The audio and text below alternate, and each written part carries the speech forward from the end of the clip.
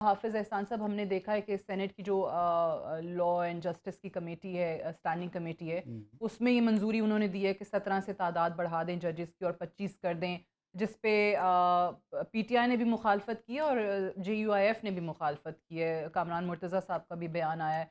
तो ऐसे में 27वीं आईनी तरमीम की भी बाज़गश्त जो है वो शुरू हो गई है।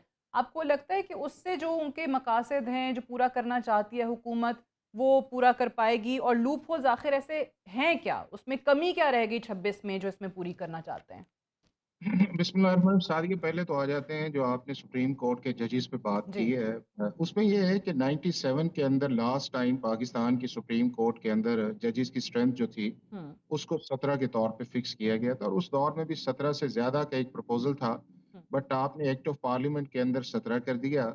और उस ठीक है। वक्त पाकिस्तान की आबादी 131 मिलियन थी, और सुप्रीम कोर्ट के अंदर जो इस वक्त आपकी पेंडेंसी है उससे हाफ से भी कम पाकिस्तान की सुप्रीम कोर्ट की पेंडेंसी थी। हुँ, अब उसके बाद ये है कि पहली अटेम्प्ट जो है 2009 के अंदर पाकिस्तान पीपल्स पार्टी ने की। उन्होंने जजेस की स्ट्रेंथ को बढ़ाया और थ्रू फाइनेंस बिल वो लेके आए, लेकिन पाकिस्तान की सुप्रीम कोर्ट ने उसको स्ट्राइक डाउन कर दिया और ये कहा कि अगर आपने इसकी स्ट्रेंथ को बढ़ाना है तो आप इसको फाइनेंस बिल के अंदर नहीं लेके आ सकते, बल्कि आपको एक्ट ऑफ पार्लियामेंट के अंदर जाना पड़ेगा। ठीक। अब उसके बाद ये है कि फिर एक अटेम्प्ट बार बार जो है आप ये देख लें कि मुख्तलिफ पोलिटिकल पार्टीज के लोग जो हैं वो सुप्रीम कोर्ट की स्ट्रेंथ के ऊपर बिलिंग लाते रहे हैं। हुँ, उसमें भी आप देख लें कि जो मैडम पीटीआई की हैं उनका भी बिल मौजूद था, उसके बाद पीएमएलएन के भी थे, उसके बाद जो दूसरी पॉलिटिकल पार्टीज भी हैं। तो इसमें तो दो राय नहीं है कि पाकिस्तान की सुप्रीम कोर्ट के अंदर जिस लेवल की पेंडेंसी है हुँ। उसके मुताबिक जजेस की स्ट्रेंथ नहीं है, या जिस तरह हमारी सुप्रीम कोर्ट पॉलिटिकल क्वेश्चन या कॉन्स्टिट्यूशनल क्वेश्चंस के ऊपर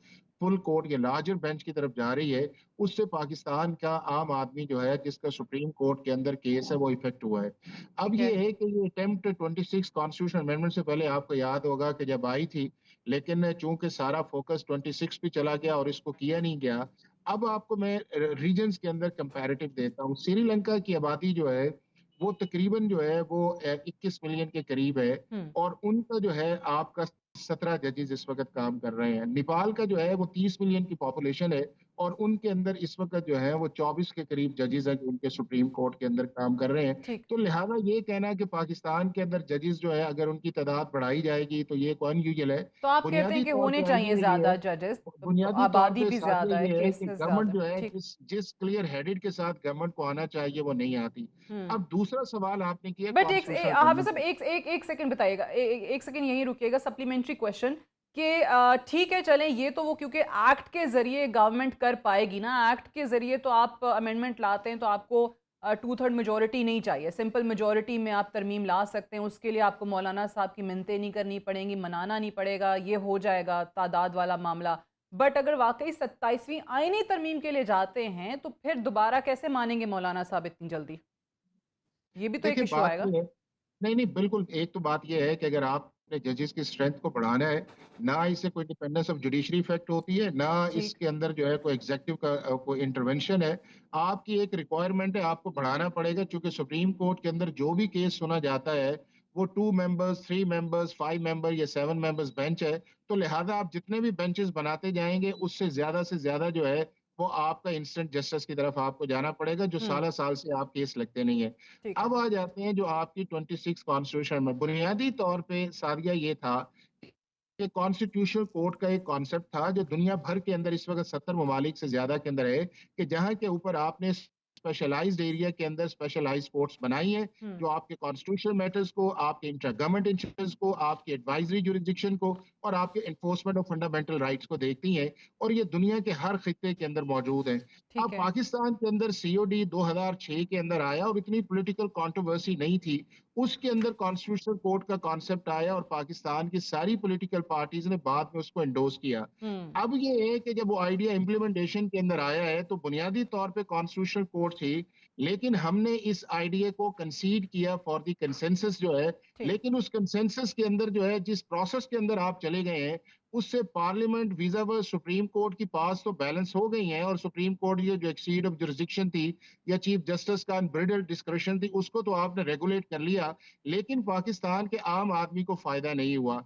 अब ये जो चीज हाइब्रिड किस्म की आई है, हम्म। ना ये कोई इफेक्ट हो रही है कॉन्स्टिट्यूशनल बेंच के अंदर जा रही है, चूंकि कॉन्स्टिट्यूशनल बेंच का आइडिया सिर्फ इसलिए फ्लोट किया गया कि आपने समझा कि जस्टिस फाइज ईसा जो है उसको किसी न किसी जगह अकोमोडेट किया जा रहा है, चाहे इस सुप्रीम कोर्ट के अंदर, ओके। चाहे वो आने वाली सुप्रीम कोर्ट जो कॉन्स्टिट्यूशनल कोर्ट थी। अच्छा तो चलें, जब ये चीज अब अब ये है नहीं है। कॉन्स्टिट्यूशनल बेंच की तरफ जाते हैं। लास्ट कमेंट इस पे ज़रा हाफिज साहब आप भी कीजिएगा कि अगर ऑब्वियसली 26वीं आईनी तरमीम के चैलेंज होने पे या ये जो एक्ट में तरमीम लाएंगे प्रैक्टिस एंड प्रोसीजर एक्ट में जजेस की तादाद बढ़ाने पे, ये भी ज़ाहिर है चैलेंज होगा, तो what are the chances government कर पाएगी सस्टेन अपने तमाम इन फैसलों को या कानून साजियों को?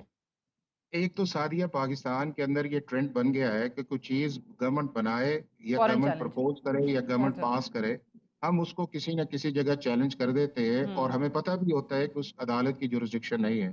ठीक। आपने अभी देखा कि 26 कॉन्स्टिट्यूशनल अमेंडमेंट अभी प्रपोजल स्टेज पे थी, तो उसको चैलेंज किया गया और जब पाकिस्तान की सुप्रीम कोर्ट ने उसे फिक्स किया तो हम्म। उसको वापस ले लिया गया।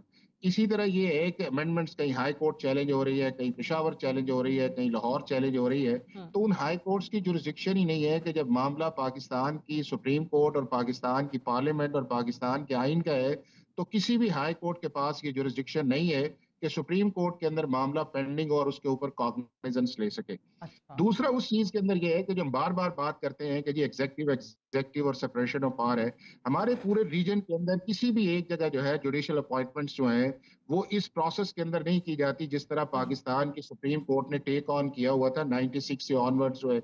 इंडिया के अंदर एग्जेक्टिव करता है, उनका प्रेसिडेंट करता है। इस तरह दूसरे जितने ममालिक है सारों के अंदर जो है या एग्जेक्टिव का रोल है या पार्लियामेंट का रोल है। ठीक। यही दुनिया के अंदर एडवांस कंट्रीज के अंदर है। तो मैं ये समझता हूँ कि अगर अगले पिछले 50 साल से एक सिस्टम काम नहीं किया और एक ह्यू एंड क्राइस उस सारे अपॉइंटमेंट प्रोसेस के अंदर तो आप अगर कहते हैं कि फिर पार्लियामेंट उसको ने उसको ओवरहॉलिंग अगर की पार्लियामेंट ज़रूरत ने है। उसको इनिशिएट किया ठीक है है, तो ठीक है, उसको बहुत उसको शुक्रिया। बात तो लेना, अनफॉर्चुनेटली आई रन उसे आउट चल ऑफ तो टाइम। लेने दे। थैंक यू वेरी और मच हाफिज एहसान अहमद